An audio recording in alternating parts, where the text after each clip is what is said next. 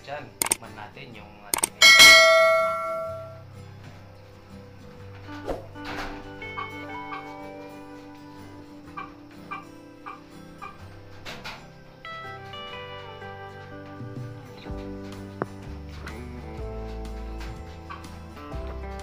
suwabe. Ang sarap ng luto natin mga kadyan.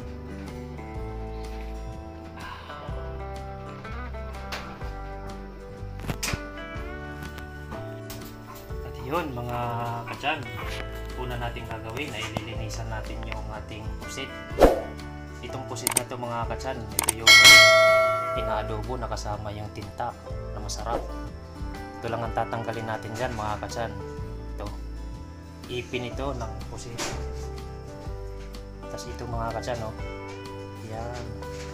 Ito yung matigas sa pusit, yan mga kadyan. Ayan lang yung tatanggalin natin dyan. Yan mga kadyan, kitang-kita nyo naman malinis na yung loob nyan. Ito yung pusit na yun, yung inaadobo na kasama yung tinta. Yan mga kadyan, o tingnan nyo. Ganyan lang yung paglinis nyan mga kadyan, napakasimple. Yan, alisin yung ngipin ng pusit. Ito mga kadyan, alisin natin yung plastic. Yung plastic na pampatigas sa kanya dyan. Yun mga kadyan, ang paglilinis ng pusit. At yun mga kadyan, linis na rin yung ating pusit. Nahugasan na rin natin. At ito na rin yung mga sangkap na ating hiniwa-hiwa mga kadyan. At yan mga kadyan, proceed na tayo sa paggisa. At yun mga kadyan, mainit na yung ating kawali. Lagay na tayo ng mantika. Yung sakto lang na mantika na makakapag-isa tayo ng ating mga sangkap. Ito na mga kadyan. Unahin natin yung pag-isa itong luya.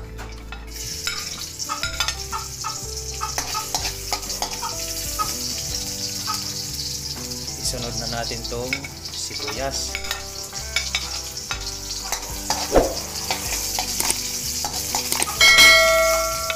Sunod na rin natin tong bawang mga kadyan.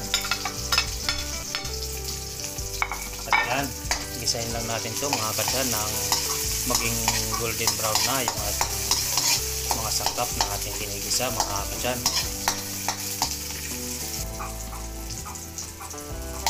At yun mga kadyan, pagka ganyan niya yung itsura ng ating sangkap mga kadyan, golden brown na, ilagay na natin itong ating pusit.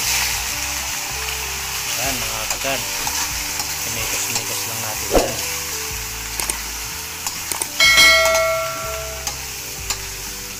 Yan, ilagay natin tong suka mga kadyan para yung langsa ng pusit medyo mawala yung langsa. Yan, huwag nating tatakpan mga kadyan pag tayo nagigisa ng suka para yung langsa ng niluluto natin ay sabay na lumabas ng amoy ng suka mga kadyan. Sinigos lang natin yan mga kadyan. Hayaan natin sumingaw. At yun mga kadyan, yan na yung magiging itsura na. Yan o, umitim na yung sabaw. Nakasingaw na rin yung lansa ng ating pusit na niluluto. Ilalagay na natin tong pamintang durog mga kadyan. Ilagay na rin natin tong dahon ng laurel. Yan,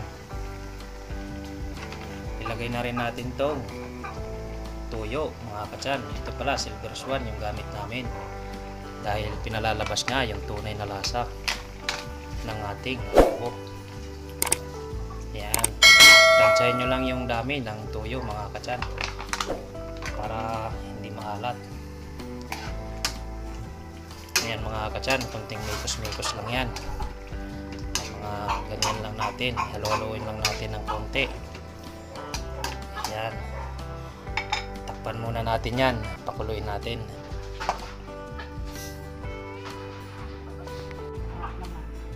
At yun mga kadyan, ganda na yung itsura ng ating musik. ilalagay na natin tong ating pampasarap. Huwag natin lalagyan mga kachan para yung tamang lagay lang para swabe lang yung sarap. Lagyan natin ng pambalansin ng lasa, yung asukal mga kachan. Tansyahin nyo lang din, depende sa dami, depende sa panglasa nyo mga kachan. Yan, na lagay na natin yung kumpletong sangkap sa ating adobong pusit, nakasama yung tinta. Ayan, itong proseso ng luto natin na to mga kachan, estilo di kachan. Ganyan yung mga pagkakas natin. Yan mga kachan, mix natin ng konti lang yan. Ilalagyan na natin to sili mga kachan. Yan, hindi ko na yan hiniwa-hiwa para hindi maging masyadong manghang, para yung bango nandyan. Takpan lang natin yan mga kachan. Antayin natin matuyo ng konti. At yun mga kachan, pagka ganyan na yung itsura, medyo lumapot na talaga yung ating pusit na niluluto. Lalagyan natin yan ng ating ito yung sangig mga kachan. Pag nilagyan nyo yung adobo nila pusit na ganyan mga kachan, ay sigurado napakabago, napakalinamnam. At yun mga kachan, ito na nga yung ano natin, ito na yung ating pusit na adobo na may tinta, estilo di kachan. At kung umabot kayo sa video na ito mga kachan, maraming salamat sa inyong patuloy na pagsuporta sa ating mga video. At sa susunod natin mga video po mga kachan, maraming salamat.